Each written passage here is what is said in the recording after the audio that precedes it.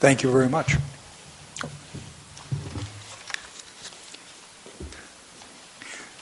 Again, for folks who are watching us on their computers, if you'd announce your name and your association, please.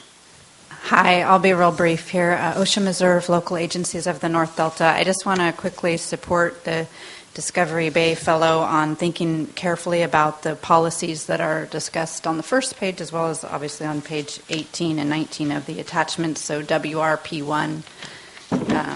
And what I just want to make clear is that I think there is a way that we all can reduce reliance on the Delta. I just think that the policies and recommendations need to perhaps be tailored a little bit with respect to in-Delta uses so we don't get pinned with an obligation that we simply can't meet. For instance, we can't become more regionally self-sufficient than we already are. If you look at the language in WRP1, some of that language really assumes that you're receiving water from the Delta and that you could get more local water supplies, and that's not something that we'll be able to do.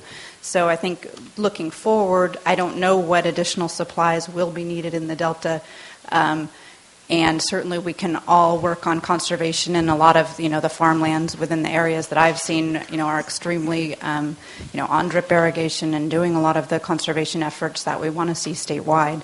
But I want to work with staff, I guess, to create not an exception, but a separate track that is specific to in-Delta water use so we don't get put with obligations we can't meet.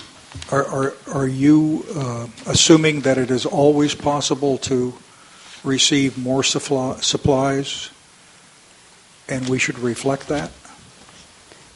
Well, there's a policy here that seems to assume that in the future there may be covered actions that would be applications to have additional diversions in the Delta, whether they're for in-Delta or for export. And so I think I'm just looking for a pathway where if there's in-Delta applications of that type, we're not being asked to prove something that we can't prove.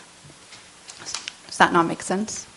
Okay, yeah, but I think you're going to have to give some language to staff for them to chew it over. Yeah, who would you suggest I work with on that? Either Mr. Grindstaff or Mr. Stevens. Okay. Or their designee, or Ms. Davis. Okay.